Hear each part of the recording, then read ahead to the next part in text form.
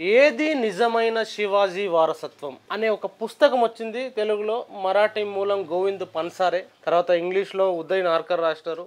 తెలుగులో ప్రముఖ సంపాదకులు, ప్రజాశక్తి మాజీ సంపాదకులు, senior journalist S Vinay Kumar గారు దీన్ని తెలుగులో అనువదించారు. ఇప్పుడు ఎస్ వినయ్ కుమార్ గారు మనతో పాటు ఉన్నారు. అసలు ఈ పుస్తకం ఎందుకు రాయాల్సి వచ్చింది, శివాజీ గురించిన ప్రచారాలు ఏమున్నాయి, వాస్తవాలు ఏంది, జనాలు మాట్లాడుకోవాల్సిన అంశాలు, మాట్లాడుకుంటున్న అంశాలకు మధ్య తేడా ఏందనేది వినయ్ గారితో మాట్లాడదాం. పుస్తకం ఏముందో కూడా మాట్లాడదాం. నమస్తే వినయ్ గారు. ఏందండి ఏది నిజమైన శివాజీ వారసత్వం అనే పేరుతోటి మీరు పుస్తకాన్ని అనువదించారు. వాస్తవంగా కొన్ని ఆర్గ్యుమెంట్స్ సొసైటీలో, భారతదేశంలో ఇప్పుడు నడుస్తున్న కొన్ని ఆర్గ్యుమెంట్స్ మీ ముందు ఉంచుతా, దాని తర్వాత పుస్తకంలో శివాజీ నిజమైన హిందుత్వకు నిదర్శనం. శివాజీకి భవానీ మాతనే నేరుగా ఖడ్గమిచ్చి ఇస్లాం రాజుల అరాచకత్వాన్ని సంవరించాలని చెప్పిందని విస్తృతంగా ప్రచారం చేస్తున్న సందర్భంలో మీ పుస్తకం దానికి భిన్నంగా ఉన్నది. ఎట్లా, ఏది వాస్తవం అనుకోవాలి? మొదటి అంశం ఏంటంటే, ఈ పుస్తకాన్ని ఒకసారి ఇది తెలుగులో వచ్చి మళ్ళీ తెలుగులో తీసుకొని రావడానికి కారణం ఏంటంటే, ఇప్పుడున్నటువంటి వాదనలు ముస్లిం వ్యతిరేక ప్రచారం.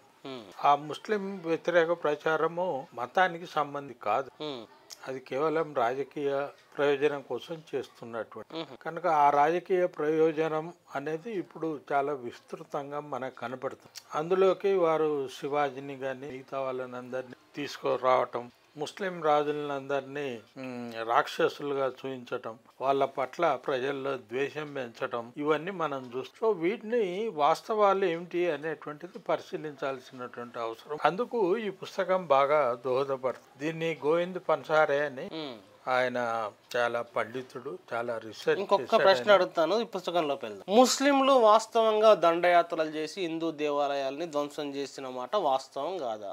మీ పుస్తకంలో గోవింద్ పన్సారే గారు రాసిన, లేదు మీరు తెలుగులోకి అనువదించిన దానికి కొన్ని భిన్నమైన ఆర్గ్యుమెంట్స్ పెట్టినారు. ఏంటి అసలు వాస్తవం కాదా అది చరిత్ర? అంటే అన్ని దేవాలయాలని వాళ్ళు ఏమి ధ్వంసం చేయలేదు. ధ్వంసం చేయడానికి కారణం ఏంటంటే, దేవాలయాల్లో భక్తులు సమర్పించినవి కానీ, రాజులు సమర్పించినవి కానీ నిధులను నిక్షిప్తం చేసి ఉంచేవాళ్ళు. కనుక దేవాలయాల్ని విధ్వంసం చేస్తే అక్కడ ఉండేటువంటి నిధులు వాళ్ళకి లభిస్తాయి అనేటువంటి పేరుతో దేవాలయాల మీద దాడి. హిందూ రాజులు కూడా దాడి. హిందూ రాజులు కూడా అసలు కశ్మీర్ రాజు ఒకతను ఒక పదవిని సృష్టించాడు. ఆ పదవి చేసేటువంటి పని ఏంటంటే, అందులో నియుక్తుడైనటువంటి వాడు హిందూ దేవాలయాల మీదకి వెళ్ళడం, అక్కడ ఉండేటువంటి విగ్రహాలను పెగిలించడం, దాని కింద ఏమైనా నిధులు ఉన్నాయేమో అని చూసుకోవటం, నిధులు ఉంటే తీసుకోవటం. అంటే నిధుల కోసం ధ్వంసం చేశారు. నిధుల కోసం ధ్వంసం. మసీదుల్లో నిధులు మతం మీద ద్వేషంతో జరిగిన దాడి కదా? మతం మీద ద్వేషంతో జరిగిన దాడి అయితే, ఇప్పుడు మహమ్మద్ గజని సోమనాథ్ ఆలయం మీద దాడి చేసి దాన్ని ధ్వంసం చేసి ఆయన ఆఫ్ఘనిస్తాన్ నుంచి వచ్చాడు. మరి ఆఫ్ఘనిస్తాన్ నుంచి వచ్చినప్పుడు దారిలో అనేకమైనటువంటి దేవాలయాలు ఉన్నాయి కదా, వాటి మీద ఎందుకు దాడి చేయట్లేదు? అట్లే ముల్తాన్ పట్టణంలో ఆయన ఒక మసీద్ మీద ఎందుకు దాడి చేశాడు? మసీద్ మీద కూడా దాడి చేసిండు. మసీద్ మీద కూడా దాడి, అదే అడ్డంగా ఉంది. అందుకని ఆయనకు విజయం ముఖ్యం.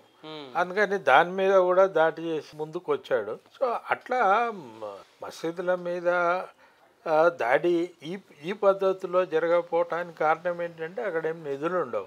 కానీ హిందూ దేవాలయాల్లో నిధులు ఉంటాయి. మనం ఇప్పటికీ చూస్తున్నాం కదా, విగ్రహాలని పండుగల సందర్భంగా మనం ఎన్ని వజ్ర వైఢూర్యాలు పొదిగినటువంటి కిరీటాలతో, కంఠాభరణాలతో, వీటన్నిటితో అలంకరిస్తాం కదా దేవుళ్ళని. సో అట్లా ఆ నిధులు ఉంటాయి అక్కడ.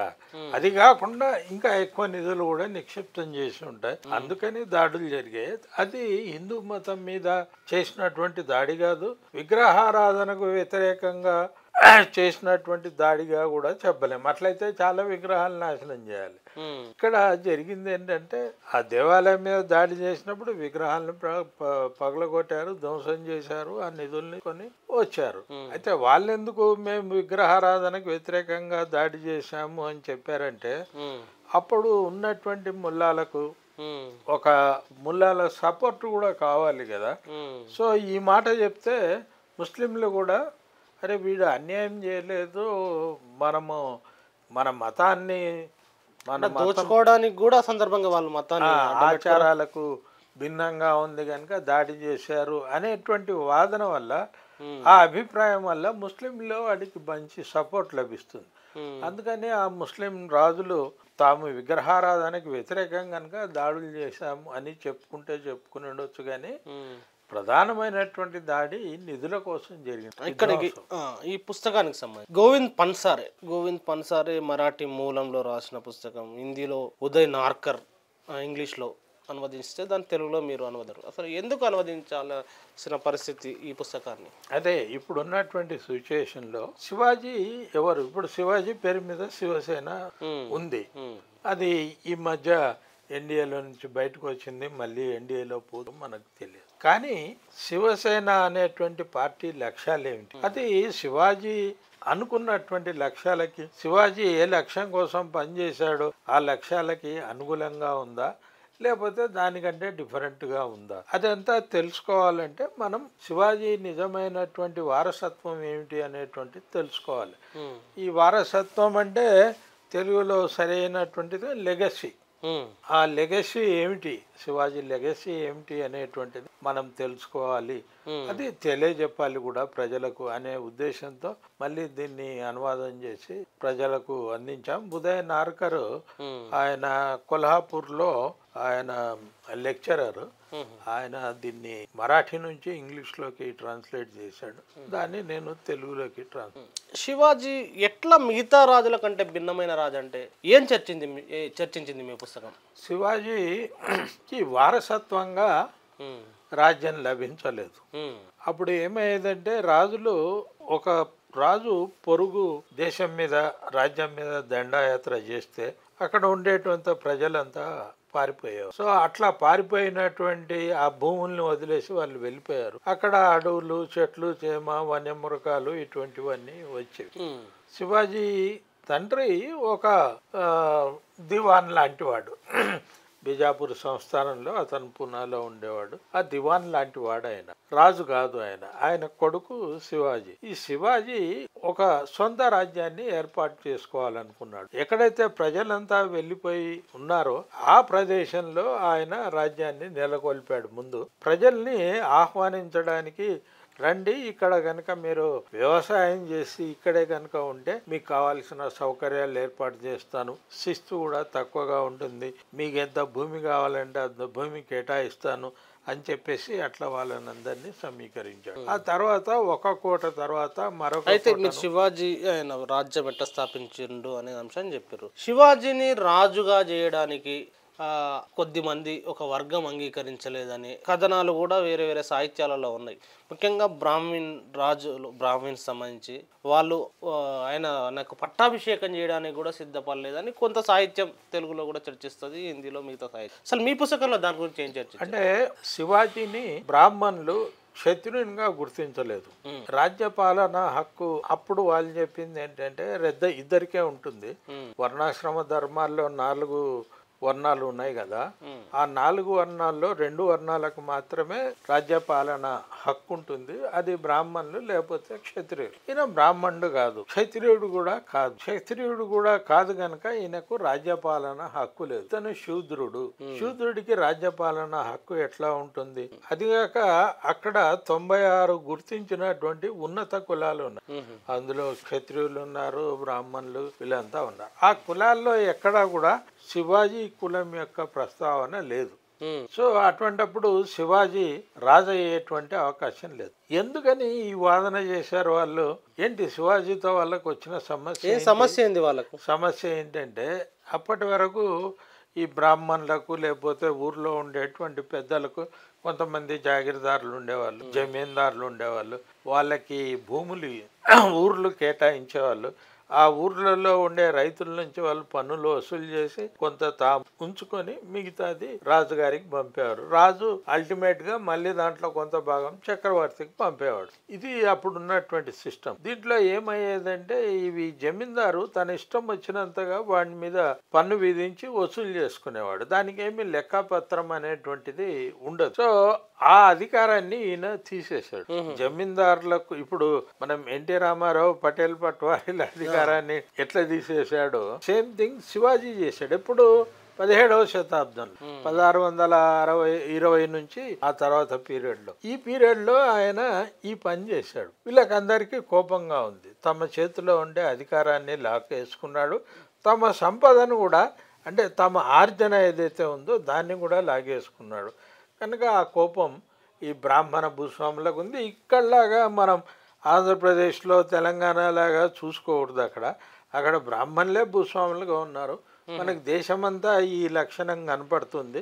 బ్రాహ్మణులు ప్రధానమైనటువంటి భూస్వాములుగా ఉన్నటువంటి లక్షణం ఉంటుంది. అక్కడ కూడా అదే విధంగా ఉంది.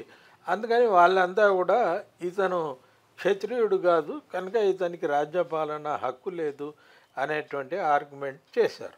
మరి ఎట్లా ఎవరు ఎక్కడి నుంచి అంటే లోకల్ బ్రాహ్మిన్స్ ఆయనకు పట్టాభిషేకం చేయకుంటే బయట నుంచి ఎక్కడి నుంచో తెప్పించుకున్నాని ఒక ఆర్గ్యుమెంట్. అందుకని ఆయన ఏం చేశాడంటే వారణాసి నుంచి అంటే కాశీ నుంచి గాగభట్టు అనేటువంటి అతన్ని రప్పించుకున్నాడు. ఆయన కూడా పండితుడే. యాక్చువల్గా ఆయన నాసిక్ మహారాష్ట్ర సంబంధించినటువంటి వాడు. ఆయన అక్కడికి వెళ్ళి వారణాసిలో స్థిరపడ్డాడు. అక్కడ గొప్ప పండితుడుగా చలామణి అవుతాడు. సో ఆయనను ఈయన ఆహ్వానిస్తే ఆయన షరతు పెట్టాడు, ఇంత బంగారం కావాలి అన్నాడు. ఆయన ఆ బంగారం ఇవ్వడానికి ఈయన రెడీ అయ్యాడు. మరి ఆయన్ని పిలిచారు. ఈయనకి పట్టాభిషేకం చేయించారు. అయితే ఇక్కడ ఇంకొక స్టోరీ ఉంది. ఈ పట్టాభిషేకమైన కొన్ని నెలల్లోనే ఆయన భార్య చనిపోయింది, కొడుకు చనిపోయాడు. ఇటువంటివన్నీ జరిగిన తర్వాత శివాజీ ఇవన్నీ జరిగిన తర్వాత తల్లి చనిపోయింది, భార్య కాదు, తల్లి చనిపోయింది, కొడుక్కి ప్రాబ్లం ఇదైంది. సో ఆ సందర్భంలో ఇంకో బ్రాహ్మణుడు వెళ్ళి ఆయనకి ఏం చెప్పాడంటే గాగభట్టు బాగానే చేశాడు కానీ దీనికి ఆయన నిర్ణయించిన ముహూర్తం సరైంది కాదు పట్టాభిషేకానికి, అందుకని మీకు మళ్ళీ పట్టాభిషేకం చేస్తాను అని చెప్పేసి మళ్ళీ పట్టాభిషేకం చేసి మళ్ళీ బంగారం కాజేశారు ఆయన దగ్గర. సో ఇందులో కూడా ఆ బంగారము వాటికి ఆ ప్రలోభం చేతనే మళ్ళీ పట్టాభిషేకం చేయించారు. కానీ శివాజీ ఎందుకు అంగీకరించాడు అంటే శివాజీ ఏ పీరియడ్ వాడు, అప్పటికి ఇంత ఆధునిక సమాచారం కానీ ఈ విధమైనటువంటి వాదనలు కానీ ఇవన్నీ లేవు కదా. అప్పుడు మనకి గ్రహాల గురించి తెలియదు, సూర్యుడి గురించి తెలియదు, చంద్రుడి గురించి తెలియదు. దీంట్లో పురాణాల్లో వేదాల్లో ఏం చెప్పామో అదే నా వాస్తవం అనుకుంటున్నాడు. అతను కూడా అట్లాగే అనుకుంటాడు కదా. అందుకని బ్రాహ్మణుల నుంచి ఆమోద ముద్ర కనుక ఉంటే తన పరిపాలన ఈజీ అవుతుంది. ఇప్పుడు చాలామంది శివాజీకి ఎదురు తిరిగారు. తన కింది ఇట్లా ఎవరినైతే పీకేశారో ఆయన అధికారాలు పీకేసి వాళ్ళు ఎదురు తిరిగారు. వాళ్ళు ఏమన్నారంటే నువ్వు క్షత్రియుడిని కావు అన్నాడు. ఇప్పుడు అరే క్షత్రియుడిని కాకపోతే మరి ఓ బ్రాహ్మణుడు వచ్చి నాకు పట్టాభిషేకం ఎట్లా చేస్తాడు అని ఆ కాలం నాటి చట్టబద్ధత కోసం ఆయన మొదటి బ్రాహ్మణ్ణి ఆహ్వానించిన రెండో బ్రాహ్మణ్ణి చెప్పినట్లు రెండోసారి పదవీ స్వీకారం అంటే పట్టాభిషేకం చేయించుకున్న ఆ రోజు ఉన్నటువంటి ఆ కాలమాన పరిస్థితుల్లో మన మీద మనుస్మృతి విధించినటువంటి భావజాలం ఎంత తీవ్రంగా ఉందో దాన్ని గమనించి దాన్ని దృష్టిలో పెట్టుకొని ఈ అంశాన్ని మనం పరిశీలించాలి. అట్నే శివాజీ రాజ్యానికి సంబంధించి ఆయన పరిపాలనకు సంబంధించి రైతుల పట్ల ఎట్లా ఉండేవాడు శివాజీ, ఆయన పరిపాలనకు మిగతా రాజుల పరిపాలనలో ఈ అంశంలో ఎట్లా ఉంటుంది? రైతుల పట్ల భిన్నంగా ఉన్నాడు ఆయన. 3-4 విషయాల్లో మనకు అర్థమవుతుంది. అదేంటంటే పన్ను ఎట్లా విధించాలి. పన్ను భూమికి పన్ను వేసేవాళ్ళు, ఈయన భూమి మీద పన్ను వేయలేదు, పంటకు పన్ను వేసి. తర్వాత ఈ జమీందారులు, జాగీర్దారులు, దేశ్ముఖులు, దేశపాండే అంటే ఇంకా కొంచెం ఇది అనుకో, దేశ్ముఖులు వీళ్ళందరికీ అధీనంలో ఉండేటువంటి పన్ను వసూలు హక్కును ఆయన తీసేసి ఆ హక్కును ఆ అధికారాన్ని కొంతమంది అధికారులకు నియమించాడు. ఈ అధికారులు కూడా ఇంట్లో కూర్చొని పన్ను నిర్ణయించరాదు, ప్రతి పంటకు ఆ దగ్గరికి వెళ్ళాలి, పంటను చూడాలి, అసెస్ చేయాలి, ఎంత పంట ఈ రైతుకు వచ్చే అవకాశం ఉంది అని అసెస్ చేయాలి. అందులో 3వ వంతు రైతుకు ఉంచుకొని మిగతా 2 వంతుల పంటను రాజు కోశాగారానికి పంపాలి. ఇది షరతు. ఇది మనకు ఈ కాలం నాటి పరిస్థితులను చూసుకుంటే 3వ వంతు రైతుకి ఏంటి, 2 వంతులు రాజుకి ఏమిటి అనిపిస్తుంది. కానీ ఆ కాలంలో ఈ 3వ వంతు కూడా వాళ్ళకి లభించేది కాదు. రైతులకు రకరకాల దోపిళ్ళు ఉండేవి. అందుకని రైతులు చాలా రిలీఫ్గా ఫీల్ అయ్యారు. తర్వాత రైతులకు కావలసినటువంటి రుణ సదుపాయం కూడా ఈయన కల్పించాడు. అప్పుడే ఆ కాలంలోనే రైతులకు రుణ సదుపాయం ఇచ్చాడు. తర్వాత ఈ యుద్ధాలు జరిగినప్పుడు లేకపోతే సైన్యం ఒక చోటు నుంచి ఇంకో చోటికి మూవ్ అవుతున్నప్పుడు రైతుల పంట పొలాల మీద వెళ్ళాయి. వాళ్ళకి ఏం నష్టపరిహారం ఇచ్చేవాళ్ళు కాదు. ఎవడికి ఇష్టం వచ్చింది వాడు తెంపుకొని పోయేవాడు. అడగడానికి వీల్లేదు, సైన్యం కదా. దాన్ని ఇతను నిషేధించాడు. ఏ విధమైనటువంటి నష్టము జరగడానికి వీల్లేదు. పంట పొలాల మీద మన గుర్రాల్ని తోలకండి, మీరు పాదచారులైన సైనికులు వాటి మీద నడవకండి, ఇతర మార్గాల్లో వెళ్ళండి. అది రైతులకు ఒక గొప్ప రిలీఫ్. తర్వాత ఈ సైన్యం మూవ్ అయ్యేటప్పుడు యుద్ధాలప్పుడు రైతు నుంచి రకరకాలైనటువంటి అన్ని వసూలు చేసుకునేవాళ్ళు. ధాన్యం వసూలు చేసుకునే వాళ్ళు, మేకలు తీసుకునే వాళ్ళు, కోళ్ళు తీసుకునే వాళ్ళు, ఆహారంగా ఏది కనపడినా ఏది దొరికినా అదంతా తీసుకునేవాళ్ళు. ఈయన ఏం చెప్పాడంటే అట్లా కాదు, ఒక గడ్డి పొరస కూడా మీరు డబ్బు లేకుండా తీసుకోవద్దండి, దానికి కావలసినటువంటి ఫండ్ నేను క్రియేట్ చేశాను, మీరు అప్లై చేసుకోండి, ఈ అధికారులు మీకు ఫండ్ పంపిస్తారు. కానీ రైతుల నుంచి మీరు ఒక గడ్డి మోపును కొన్నా కూడా గుర్రాల కోసమో దేనికోసమో దానికి డబ్బులు చెల్లించాలి. మీరు ఆహారం తింటే దానికి డబ్బులు చెల్లించాలి. అంతే తప్ప డబ్బు లేకుండా రైతును తీసుకోకూడదు, ఏ వస్తువు తీసుకోకూడదు. అటువంటి కంప్లైంట్ వస్తే నేను సీరియస్గా చర్య తీసుకుంటాను అనేటువంటి ఉత్తర్వు రాశాడు. అది కూడా రైతులకి గొప్ప రిలీఫ్. అదేవిధంగా ఈయన ఆ కొంకణ్ ప్రాంతం అంతా కోస్టల్ రీజియన్ కదా. ఇప్పుడు ఈయన పరిపాలించినటువంటి ఈయన రాజధాని ఇదంతా కోస్టల్, రత్నగిరి ఇదంతా కోస్టల్ దీంట్లోనే ఉంటుంది, అరేబియన్ సముద్రం. అందుకని ఈయనకు నౌకాదళాలు చాలా ఇంపార్టెంట్. ఆ నౌకాదళాలకు అవసరమైన నౌకలను తయారు చేయడానికి ఇంతకుముందు రాజులు ఏంటంటే రైతుల తోటల మీద పడి ఏ చెక్క పనికి వస్తుందో ఆ చెట్టు కొట్టి నౌకను తయారు చేసేవాడు. ఈయన ఏం చెప్పాడంటే ఇప్పుడు చెట్లు అనేటువంటి రైతులకు పిల్లల వంటి, నీ పిల్లవాడిని చంపితే నువ్వు ఎట్లా విలవిల్లాడుతావో రైతు కూడా తన చెట్టును ఎవడైనా వచ్చి కొట్టుకొని పోతే అట్లా విలవిల్లాడతాడు. కనుక రైతును అట్లా బాధ పెట్టకూడదు.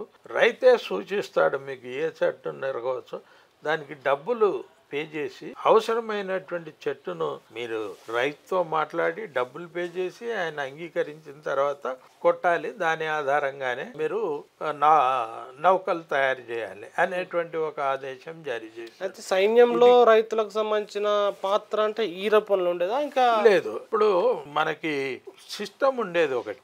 ఇప్పుడు హైదరాబాద్ లో కుతుబ్ షాహీలు ఉన్నారు, ఆ తర్వాత అసఫ్ షాహీలు ఉన్నారు. వీళ్ళు యుద్ధం చేయాల్సి వచ్చినప్పుడు ఆ దర్బార్ లో ఉండేటువంటి అమీర్లు అనేటువంటి వాళ్ళు, ఇది కుతుబ్ షాహీ పీరియడ్ లో ఈ అమీర్ల దగ్గర కొంత సైన్యం ఉండేది. రాజు యుద్ధం చేయాల్సి వచ్చినప్పుడు ఈ అమీర్లు తమ సైన్యాన్ని రాజు సైన్యాన్ని కోసం పంపించేవాళ్ళు. ఆ సైన్యంలో భాగంగా వీళ్ళు పనిచేసేవాళ్ళు. సో ఆ తర్వాత యుద్ధం అయిపోయిన తర్వాత మళ్ళీ అమీర్ల దగ్గరకు వచ్చి ఈ సేవలు చేసేవాళ్ళు. మనకు అసభ్యాహి పీరియడ్ లో కొంతమంది రాజులు వీళ్ళంతా ఉన్నారు, వాళ్ళకు సైన్యాలు ఉన్నాయి, సంస్థానాలు ఉన్నాయి, సైన్యాలు ఉన్నాయి. వాళ్ళు కూడా ఇట్లా రాజుగారి యుద్ధం అప్పుడు పంపించేవాళ్ళు. ఈయన ఏం చేశాడంటే దానికి బదులుగా రెగ్యులర్ సైన్యాన్ని తనే ఏర్పాటు. ఈ రెగ్యులర్ సైన్యం కాకుండా అవసరమైనటువంటి యుద్ధం సందర్భంలో రైతుల నుంచి సైన్యాన్ని తీసుకునేవాడు. ఆ రైతులకు వేతనాలు పే చేసి మీరు సైన్యంలో కనుక ఇన్ని నెలలు బంద్ చేస్తే ఇంత వేతనం అని నిర్ణయించి వాళ్ళ సైన్యం అక్కడి నుంచుకునేవాడు. సైన్యము రైతులతో నిండి ఉంటుంది కనుక రైతు బాధను వీడికి తెలుసు. అందుకని ఒక పంట మీద దాడి చేయడానికి ఇష్టం వచ్చింది పీక్కోవడానికి రెడీ అయ్యేవాడు కాదు సైనికుడు. అది కూడా రైతులకు ఒక రిలీఫ్. పైగా ఒక నిర్దిష్టమైన నికర ఆదాయం దొరుకుతుంది ఒక సైనికుడికి. సైనికుల్ని అట్లా తీసుకునేవాడు. యుద్ధం అయిపోయిన తర్వాత మళ్ళీ వీళ్ళను ఊర్లలకు మళ్ళీ వెళ్ళి సేద్యం చేసుకోమని చెప్పేవాడు. ఇప్పుడు మనం కూడా ఇండియన్ సిస్టమ్ లో కూడా మనకి ఇప్పటికీ ఆ విధానం ఉంది. సైన్యం నుంచి రిటైర్ అయినటువంటి వాళ్ళు ఫలానా చోట ప్రభుత్వ భూమి ఉంది నాకు కేటాయించండి, నేను ఇక్కడ దాన్ని సేద్యం చేసుకొని బతుకుతానంటే కేటాయించేది ఉంది. ఇప్పుడు భూములు దొరకక చాలా ఇబ్బందులు పడుతున్నారు, పట్టాలు ఇచ్చారు సైనికులకు, భూములు లేవు. సరే అది వేరు విషయం. కానీ ఈ సిస్టమ్ అనేటువంటిది ఆ రోజు రైతులకి పెద్ద రిలీఫ్. దోపిడీ చేయడంలో కూడా రైతు ఇళ్ల మీద పడి దోపిడీ చేయడం, తర్వాత రైతు స్త్రీలని వాళ్ళ మీద అత్యాచారాలు చేయడం, ఇవన్నీ కూడా శివాజీ దగ్గర లేవు. ఆయన స్ట్రిక్ట్ గా ఉండేవాడు, ఒక రైతుగా ఉండేటువంటి వాడు. రైతు కోడల మీద కానీ, కూతురు మీద కానీ, భార్య మీద కానీ అత్యాచారం చేయాలంటే కొద్దిగా వెనక ముందు ఆడేటువంటి పరిస్థితి. వాడి కష్టార్జితాన్ని దోచుకోవాలంటే కూడా, అరే వీడు ఇంత కష్టం చేసిన దాన్ని వీడు పిల్లల్ని మళ్ళీ తర్వాత ఎట్లా పోషింటారు, పిల్లలు వీడు మలమల మాడిపోవాల్సిందే కదా అనేటువంటి భావన ఉండేది. అదంతా కూడా ఒక భిన్నమైనటువంటి ఇది. ఆ కాలంలో ఏ రాజులు ఈ పద్ధతిని వ్యవహరించలేదు. అందుకని ఆయన్ని రైతుల రాజు అన్నాడు. చాలా ఆ ఉత్పత్తి పెంచడానికి కానీ, రుణ సౌకర్యం కానీ, తర్వాత రైతుల నుంచి కొనటము, ధాన్యం కొనటము, తర్వాత ఆ శిస్తు అనేటువంటిది పంటను బట్టి నిర్ణయించటం, భూమిని బట్టి కాదు, నీకు ఎన్ని ఎకరాలు ఉందని కాదు, ఆ ఎన్ని ఎకరాల్లో ఏ సీజన్లో ఎంత పంట పండుతుంది అనే దాన్ని బట్టి పన్ను వసూలు చేయటం, ఇదంతా కూడా రైతులకు గొప్ప ఉపశమనం కలిగించి అందుకనే ఆయన్ని రైతుల రాజు అని. ఇక్కడ మీరు మహిళలకు సంబంధించి కూడా ప్రస్తావన, మహిళల పట్ల ఆయన రాజ్యంలో ఎట్లా ఉండేది, మహిళల రక్షణ కానీ మిగతా అంశం, శివాజీ రాజ్యంలో మహిళల రక్షణ ఎట్లా ఉండేది? 2-3 ఉదాహరణలు ఈ పుస్తకంలో కూడా ఉన్నాయి. అదేంటంటే, తన సైన్యాధిపతి ఒక దుర్గం మీద దాడి చేసి ఆ దుర్గాన్ని వ్యసపరుచుకున్నాడు. ఆ దుర్గాన్ని సంరక్షిస్తున్నటువంటి ఆమె పేరు సావిత్రి, మహిళ. ఆమె యుద్ధంలో పాల్గొన్నది. సో ఆ ఓడిపోయిన తర్వాత ఆమెను ఇతను బలత్కరించాడు. ఈ శివాజీ సైన్యాధిపతి బలత్కరించాడు. ఆ బలత్కరించినటువంటి వాడికి ఇతను శిక్ష వేశాడు. అదే అనూహ్యం అన్నమాట. అవతల వాళ్ళను ఓడించినప్పుడు వాళ్ళ పట్ల ఎట్లయినా వ్యవహరించవచ్చు మనం అనేటువంటి ఒక దుర్మార్గమైన ఆచారం ఉన్నటువంటి రోజుల్లో ఆయన, నువ్వు ఆ రాజ్యాన్ని వశపరుచుకున్నావు, కోటను వశపరుచుకున్నావు, అదంతా ఓకే, కానీ ఆ మహిళను బలత్కరించి ఆ మహిళను అవమానించాల్సినటువంటి అవసరం ఏముంది అని చెప్పేసి ఆయన్ని శిక్ష విధించాడు. ఇట్లాగే ఈ గ్రామాధికారులు వీళ్ళు అంటే అంతకుముందు ఉన్నటువంటి వతందారీ వ్యవస్థలో ఉండేటువంటి వాళ్ళు మహిళల మీద అత్యాచారాలు చేసేవాళ్ళు, సాధారణం అనుకునేటువంటి వాళ్ళు. బలహీనులైనటువంటి మహిళలు దొరికితే అత్యాచారం. బలహీనులు ఎవరు ఉంటారు? ఈ శూద్రులు, పంచములు, వీళ్ళే కదా బలహీన. సో ఈ మహిళల పట్ల వాళ్ళకేమీ వీళ్ళని ఎప్పుడైనా ఉపయోగించుకోవచ్చు అనేటువంటి ధోరణి కలిగినటువంటి వాళ్ళు. అటువంటి సంఘటన జరిగినప్పుడల్లా చాలా సీరియస్గా స్పందించాడు. కాళ్ళు చేదులించాడు, కళ్ళు పొడిపించాడు, ఇటువంటివన్నీ చేశాడు.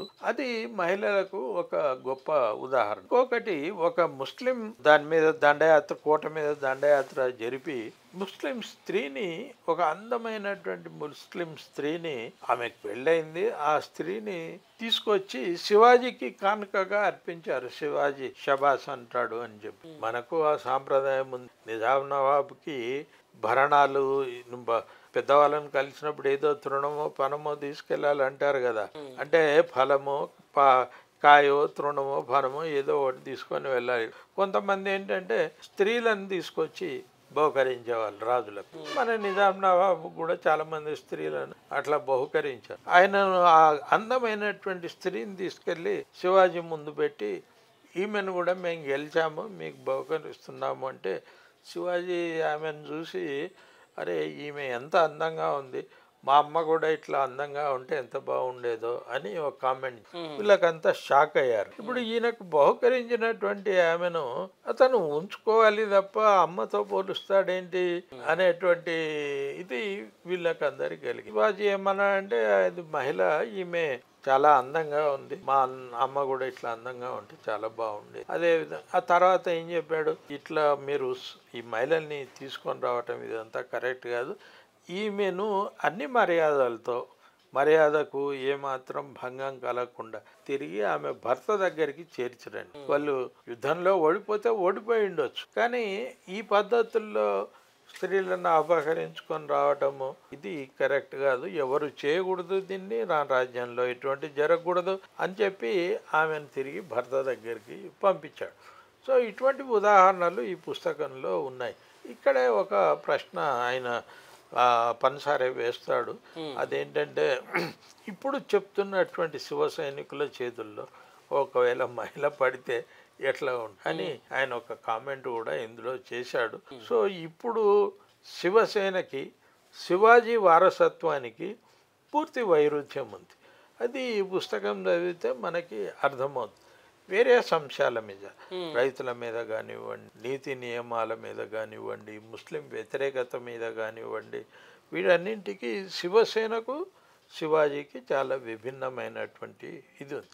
అందుకనే ఈ పుస్తకంలో ఒక చాప్టర్ శివాజీ మళ్ళీ వస్తే అదే సార్ దానికి వెళ్తాను. అందుకంటే ముందు మతోన్మాదం అంటే మతం వేరు మతోన్మాదం వేరు, రెండు భిన్నమైనవి అని మీరు ఈ పుస్తకంలో చర్చించారు. ఎట్లా భిన్నమైనవి? మతానికి మతోన్మాదానికి మధ్య తేడా ఏంటి అంటే? మతం అనేది ఒక ఇండివిజువల్ ఆస్పెక్ట్.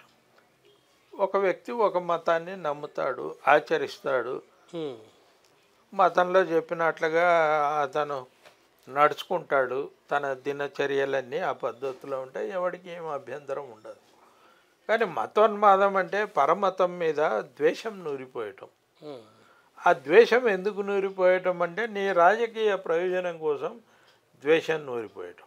ఇప్పుడు మనం చూస్తున్నది అంతే కదా, చాలా మైనారిటీలుగా ఉండేటువంటి ముస్లింలు, వాళ్ళ మీద, ఇంకా అంతకంటే మైనారిటీలుగా ఉండేటువంటి క్రిస్టియన్ల మీద ద్వేషం నూరిపోసి రాజకీయ ప్రయోజనం పొందుతున్నారు.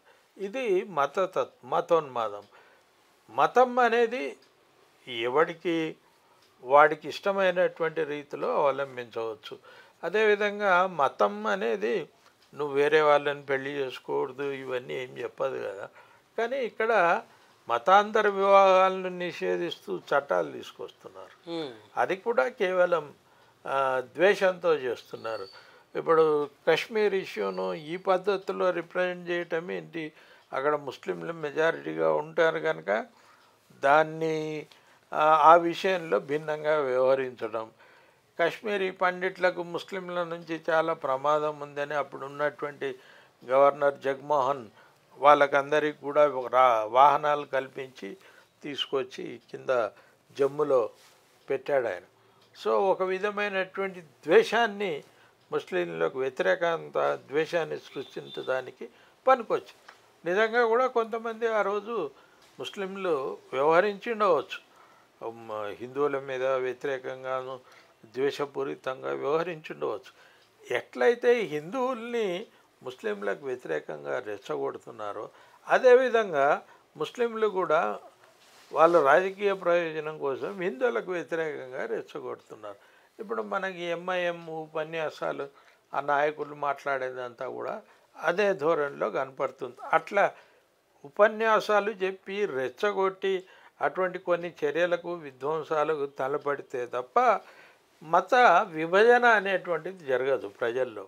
మత విభజన జరిగితే ఇటు మెజారిటీ మతంలో అంటే హిందీ మతంలో ఉండేటువంటి మతోన్మాద పార్టీలకి, అదేవిధంగా ముస్లిం మతంలో ఉన్నటువంటి మత ఛందస మత ఉన్మాద పార్టీలకి దానివల్ల రాజకీయ ప్రయోజనం ఉంటుంది. అది ఇట్లా శివాజీకి ఇది అప్లై చేస్తే ఆయన శివాజీ మతం హిందూ మతాన్ని ఆచరించేవాడా కాదా, ఆచరించేవాడా ఒక ఆర్గ్యుమెంట్. ఇంకొకటి ముస్లిం రాజులమైన తీవ్రమైన వ్యతిరేకతతోటి వాళ్ళని సంహరించడం, ఇదంతా ఒక కత్తి పట్టుకొని ఆ సింబాల్ని బాగా ప్రమోట్ చేస్తున్నాడు. ఆయన ఎట్లా ఉన్నాడు మతం పట్ల? ముందు నువ్వు శివాజీ కత్తి ఏదైతే ఉందో అది భవానీ మాత బహుకరించింది, అది అంతా బోగస్. ఎందుకంటే ఆ కత్తి ఇప్పటికీ మ్యూజియంలో ఉంది, అందులో పోర్చుగీస్ అక్షరాలు ఉన్నాయి. భవానీ మాత బహుకరిస్తే దాని మీద పోర్చుగీస్ అక్షరాలు ఎట్లా ఉంటాయి, అది ఓ పాయింట్. కనుక అవన్నీ ఈ పురాణాలని జోడించడం ఇవన్నీ చేస్తుంది. శివాజీ ముస్లిం వ్యతిరేకి కాదు. ఆయన చాలామంది హిందూ రాజుల మీద కూడా దాడి చేశాడు, ఓడించాడు, ఆ రాజ్యాల్ని స్వాధీనం చేసుకున్నాడు. ఆ విధంగా తన రాజ్యాన్ని బాగా పెంచుకున్నాడు. కనుక ముస్లింల మీదనే కాదు. కానీ ఆయన రాజ్యంలో ఆయన ప్రధానంగా చక్రవర్తిగా ఆ రోజు ఔరంగజేబు ఉన్నాడు. వాడు చాలా ఇబ్బందులు పెడుతున్నాడు. కనుక ఔరంగజేబుకు వ్యతిరేకంగా తిరుగుబాటు చేశాడు. ఔరంగజేబుకు కప్పం చెల్లించలేదు చాలా కాలం పాటు. ఔరంగజేబు యుద్ధానికి పంపించాడు మనుషుల్ని. ఇవన్నీ ఉన్నాయి. ఈ ఘర్షణ హిందూ ముస్లిం ఘర్షణ కాదు. ఔరంగజేబు ముస్లిం నవాబుల్ని స్వాధీనం చేసుకోలేదా వాళ్ళ రాజ్యాల్ని? వాళ్ళని కూడా ఇంత పన్ను చెల్లించాల్సిందే అని చెప్పేసి నిర్బంధం చేసి పన్నులు వసూలు చేశాడు. అక్కడ చేశాడు వాడు. సో చక్రవర్తుల్లో ఈ పని చేస్తుంటారు. వీడు మరీ ఎక్కువ దారుణమైనటువంటి వాడు. ఈ ఇందుకు వ్యతిరేకంగా ఎందుకు వచ్చింది అంటే ఔరంగజేబు షాజహాన్ పట్ల వ్యవహరించినటువంటి వైఖరి, తర్వాత ఆయన అన్న దారాసిక్కో అనేటువంటి ఒక పండితుడు, ఆయన సంస్కృతంలో పండితుడు. ఆయన పేరు మీద కశ్మీర్లో పెద్ద పార్కు నిర్మించాడు హుమాయూను. తర్వాత ఆయన ఖగోళ శాస్త్రంలో కూడా నిష్ణాతుడు. కశ్మీర్లో పెద్ద మహల్ కట్టి ఆ మహల్లో ఉండి నువ్వు అంతరిక్ష పరిశీలన చేసి ఆ శాస్త్రాన్ని డెవలప్ చేయని చెప్పేసి షాజహాన్ దారాసిక్కోకు చెప్పాడు. అందుకని ఆయన కశ్మీర్లో వెళ్ళి ఇప్పటికీ దారాసిక్కో భవనం ఉంటుంది అక్కడ, పార్క్, దాని చుట్టూ పార్కు, మహల్ అవన్నీ ఉంటాయి. సో అటువంటి పనులు చేసినటువంటి దారాసిక్కోని చంపేశాడు. తండ్రిని జైల్లో బంధించాడు చాలా కాలం పాటు. షాజహాన్ ఒక దేశానికి చక్రవర్తి, ఆయన్ని తీసుకెళ్ళి బంధించి పెట్టాడు. ఏది ఆగ్రా ప్యాలెస్లోనే. సో మనకిప్పటికీ ఆ గదులు అవి చూడవచ్చు. అందుకని ఆ దుర్మార్గాలను జనం అసహించుకున్నారు, వ్యతిరేకించారు. తర్వాత ఆయన జుట్టు మీద పన్నేశాడు. సో ఈ జుట్టు మీద పన్నేశాడు. ఇవన్నీ కూడా వ్యతిరేకతకు కారణమైనవి. కనుక ఔరంగజేబు మీద ఈయన పన్ను విషయంలోనే ఈయన ఫైట్ చేశాడు. ఈ జిజియా పన్ను ఏమిటి అని ఓ లెటర్ రాశాడు ఆయనకి. వాటి దాడి కూడా చేశాడు. సో ఈయనే కాదు, ఒక ముస్లిం కూడా నువ్వు జిజియా పన్ను వధిస్తావేంట్రా, ఇది అన్యాయం అంటే వాడి మీద కూడా దాడి చేశాడు ఔరంగజేబు. ఇవన్నీ ఉన్నాయి. ఈయన ముస్లిం వ్యతిరేకి కాదు, ఎందుకంటే ఈయన సైన్యం సంబంధించిన చర్చ కూడా జరుగుతుంటుంది. ఈయన సైన్యానికి సంబంధించి ముస్లింలు కూడా ప్రధాన పాత్ర చాలా మంది కమాండర్లు ఈయనకు ముస్లింసే ఉన్నారు. ఎందుకంటే నౌకాదళంలో బాగా నేర్పరితనం కలిగినటువంటి వాళ్ళు అప్పటికి కూడా ముస్లింసే ఉన్నారు. ఫిరంగు దళాలకు ఒక పోర్చుగీస్ వాడు ట్రైన్ చేసేవాడు.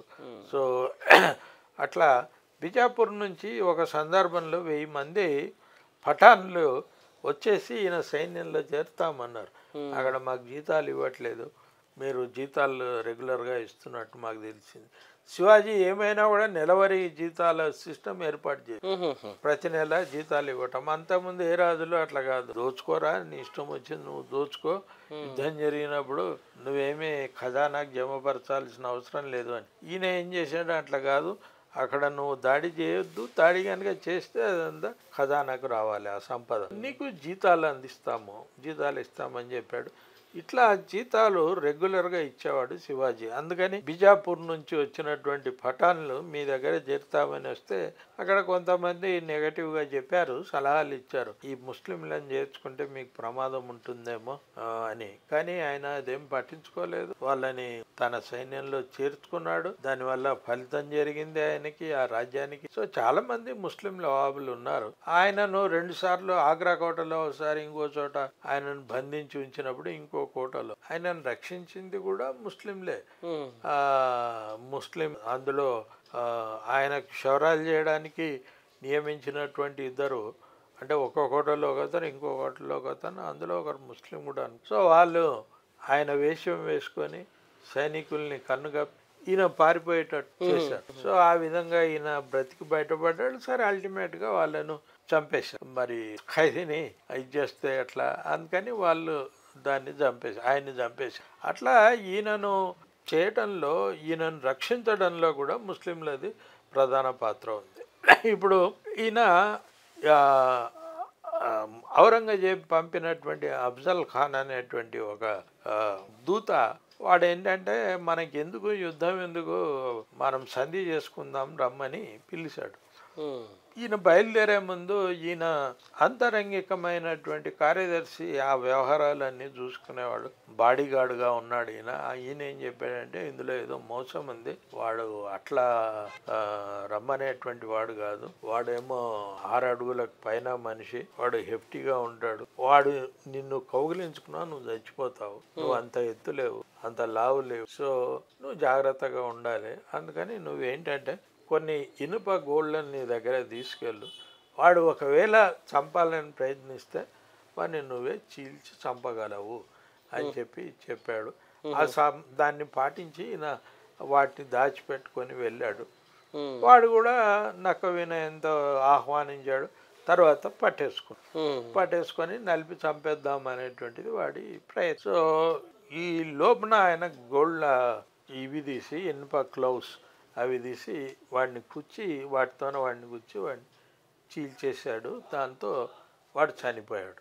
ఆ తర్వాత ఆ పక్కన ఒక అంగరక్షకుడు ఉంటే వీడు శివాజీ మీదకి వస్తే ఈయన అంగరక్షకుడు వంజం. అఫ్జల్ ఖాన్ను చంపేయడంలో కూడా ఈ అంగరక్షకుడి పాత్ర ఉంది. శివాజీ అంగరక్షకుడు ఎవరు? అప్పుడు ఒక ముస్లిం. సో ఆ రోజుల్లో యుద్ధాలు మతం ఆధారంగా జరిగేవి కాదు. యుద్ధాల్లో పాల్గొనటం కూడా మతం ఆధారంగా సైన్యంలో ఉండేవాళ్ళు కాదు. రాజుకు లాయలిటీతో, రాజుకు విధేయతతో వీళ్ళు అదొక ఉద్యోగంగా భావించి వాళ్ళు చేసేవాళ్ళు. కనుక రాజుకు, ప్రభుకు ద్రోహం చేయడం అనేటువంటిది ఆ రోజుల్లో అప్పటిదాకా లేదు. అంటే ఫిరాయింపులు లేవు అప్పుడు. వాళ్ళు ఒకసారి చేస్తే ఇది కావాలి. సో అట్లా ఉంది కనుకనే అది మతాల ఆధారంగా జరిగినటువంటి యుద్ధాలు ఏవి లేవు. ఎప్పుడో అక్కడ యూరోప్లో కొన్ని క్రుసేడ్స్ జరిగినాయి. సో అక్కడ కూడా ఈ రాజుల ప్రమేయము ఇవన్నీ ఉన్నాయి తప్ప అక్కడ కూడా రాజకీయ ప్రయోజనమే ప్రధానంగా ఉంది క్రుసేడ్స్లో కూడా. సో అట్లా ఎప్పుడు మతాల ఆధారంగా ఒక మతాన్ని ఎస్టాబ్లిష్ చేయడానికి అనేటువంటిది ఉండదు. ఉంటే కూడా ప్రజలంతా అందులో ప్రజలకు సంబంధించినటువంటి ఏదో ఉంటేనే తప్ప ఒక రాజు వెనక ప్రజలు అట్లా సమీకృతులు కావటం అనేది జరగదు. అయితే శివాజీకి సంబంధించి బ్రాహ్మణులు శత్రు పూరితంగా ఉన్నోళ్ళు, మిత్రులుగా ఉన్నోళ్ళు, అసలు ఆయన గురించి ఏం చర్చ, వీటి గురించి ఏం చర్చ ఉంది? బ్రాహ్మణులు వ్యతిరేకంగా ఉన్నారు. ఎందుకంటే నేను ఇందాక చెప్పినటువంటి వాళ్ళ అధికారాలన్నీ తీసుకున్నాడు. తర్వాత ఈ గడీలు ఉంటాయి కదా, గడీల్ని కూలగొట్టించేశాడు. మీరు కూడా సాధారణమైనటువంటి వ్యక్తుల్లాగా ఇల్లు కట్టించుకొని బ్రతకాలి అని చెప్పేసి అన్నాడు. సరే, ఈ పుస్తకంలో ఒక విషయం లేదు. అదేంటంటే మరి బ్రాహ్మణులకు ఉన్నటువంటి 100,000 ఎకరాలని తీసుకున్నాడా లేదా అనేటువంటిది లేదు. కానీ ఒక అంచనా ఏంటంటే ఎప్పుడైతే వాడిని ఆ పదవిలో నుంచి తీసేస్తారో వాడికి ఇచ్చినటువంటి గ్రామాన్ని తిరిగి వెనక్కి తీసుకోవచ్చు. అది ఒక అనిపిస్తుంది చదివినప్పుడు. ఆ స్పష్టత అందులో లేదు. వీటన్నింటి వల్ల ఆయనకు బ్రాహ్మణుల వ్యతిరేకం. కింది కులాల వాళ్ళు ముఖ్యంగా ఆ రోజు ఉత్పత్తి చేసేది రైతులు, తర్వాత వృత్తి కులాల వాళ్ళే కదా. రైతులు పంట పండిస్తారు, ఆ పంటకు అవసరమైనటువంటి సాధనాల్ని వృత్తి కులాల వాళ్ళు సమకూరుస్తారు.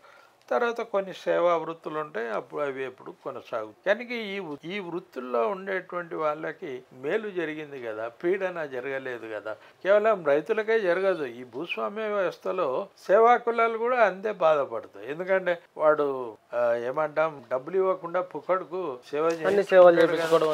వెట్టి చాకరీ చేయించుకుంటాడు కదా. వాడు పోతే వీడు రిలీఫ్గా ఫీల్ అవుతాడు కదా, పోవాలి వీడు అనుకుంటాడు కదా. అట్లా వృత్తి కులాలు కానీ, లేకపోతే సేవా కులాలు కానీ, రైతు కులాలు కానీ శివాజీ వెనక ఉన్నాయి. ఇట్లనే ఒకవేళ శివాజీకి సంబంధించి మోసకారులు, శివాజీ పక్కన మోసకారులు అనే ఒక టైటిల్ తోటి కొంత రాసినారు. అదేవిధంగా శివాజీ ఇప్పుడు బతికొస్తే అని కూడా మీరు రాసినారు. అసలు శివాజీ బతికొస్తే ఏం చేస్తారు? ఇప్పుడు శివాజీ మోసకారులు, శివాజీని ఎవరు మోసం చేశారు అంటే, శివాజీ రాజ్యాధికారంలో ఉన్నప్పుడు కొంతమంది ఆయన దగ్గర ఉండేటువంటి ఉద్యోగుల్ని, మంత్రుల్ని కొద్దిగా ప్రలోభపరుచుకొని ఆయన మీద జయించాలి, ఆయన లోపాలు ఎక్కడ ఉన్నాయి, ఈ దుర్గాల యొక్క లోపాలు ఎక్కడ ఉన్నాయి, ఎట్లయితే రత్నగిరి కోటను దాడి చేయవచ్చు, ఇటువంటివన్నీ ఎప్పుడు ఆ మంత్రాంగం ఎప్పుడు రాజులకు ఉంటూనే ఉంటుంది కదా. సో అట్లా ప్రయత్నం చేశారు, కానీ ఆ ప్రయత్నాలు ఏమీ సఫలం కాలేదు. వీళ్ళ వల్ల శివాజీకి ఏం నష్టం జరగలేదు. శివాజీ చనిపోయిన తర్వాత శివసేన పేరుతో ఎవరైతే వచ్చారో, మేమే నిజమైనటువంటి శివాజీ సైనికులమని వాళ్ళు మోసం చేస్తున్నారు అనేది గోవింద్ పన్సారే చెప్పినటువంటిది. శివాజీ ఏ లక్ష్యాల కోసం నిలబడ్డాడో దానికి భిన్నంగా ఈరోజు వీళ్ళు శివాజీని మోసం చేస్తున్నారు. శివాజీ పేరును ఉపయోగించుకొని రాజకీయ ప్రయోజనం కోసం శివాజీ లక్ష్యాలకి మోసం చేస్తున్నారు అనేటువంటిది ఇందులో ఆయన చెప్పిన సారాంశం. శివాజీ బతికొస్తే అని రాశారు. అదే శివాజీ బతికొస్తే డెఫినెట్గా శివసేనను ఉండనివాడు కదా. నా పేరు మీద ఇన్ని అకృత్యాలు చేస్తారేంట్రా మీరు, అసలు ముస్లింల మీద ఇంత దుర్మార్గం ఏంటి, ఇతరత్ర రంగాల్లో నీ దుర్మార్గం ఏంటి, మళ్ళీ బ్రాహ్మణ పెత్తనం ఏమిటి, ఇటువంటివన్నీ వస్తాయి కదా. ఈ పురాణాలని వేదాలని ఇవన్నీ వాస్తవాలు ఆయన ఇప్పుడు ఈయన వాటిని నమ్మినా కూడా ఆయన చాలా ఒక భౌతిక ప్రాతిపదిక మీదనే ఆయన వర్క్ చేసిండు అనేది మనకు అర్థమవుతుంది. రైతుల్ని వీడు మాకు సేవ చేయడానికి ఉన్నాడు. ఇప్పుడు మనుస్మృతిలో ఒక మాట ఉంది, అదేంటంటే మొత్తం భూమిలో ఉండే సంపద ఎంత బ్రాహ్మణుడే అర్హుడు, వాడే యజమాని. మనం వాడుకుంటున్నామంటే ఆ యజమాని నుంచి కొంత తీసుకొని వాడుకుంటున్నాం. వాడు కావాలంటే ఇచ్చేయాల్సిందే. వాడు నీకు ఎలాంటి నష్టపరిహారం లేకుండా నీ వస్తువును స్వీకరించవచ్చు, తీసుకోవచ్చు అని మనుస్మృతిలో చెప్పారు. అటువంటి వ్యవస్థను మళ్ళీ శివసేన కానీ బీజేపీ కానీ తీసుకొస్తుంది కదా. ఈరోజు బ్రాహ్మణులు ఉండవచ్చు, బ్రాహ్మణుల బదులు ఇంకొకరు ఉండవచ్చు, కానీ నువ్వు చేస్తున్న పని అదే కదా. ఈ మొత్తం శ్రామికులు సంపాదించుకున్నటువంటి దాన్నంతా తీసుకెళ్ళి నువ్వు లక్షల కోట్ల అప్పులు ఇచ్చి ఆ అప్పులను మాఫీ చేస్తున్నావంటే వీళ్ళ శ్రమ సంపాదనంతా తీసుకెళ్ళి వాళ్ళకి అప్పగిస్తున్నావు కదా.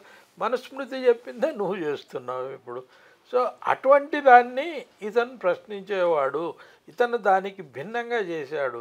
మనుస్మృతిలో చెప్పిన దానికి భిన్నంగా తన రాజ్యపాలన చేశాడు కనుక అటువంటి వ్యక్తి కనుక అధికారంలో తిరిగి వస్తే డెఫినెట్గా ఈ రాజ్యపాలన ఈ పద్ధతుల్లో జరగకూడదు, ఇది కరెక్ట్ కాదు, దీనికి వ్యతిరేకంగా పోరాడాలి అని చెప్పి ఉండేవాడు కదా అని దాని సారాంశం. Thank you very much Vinay గారు.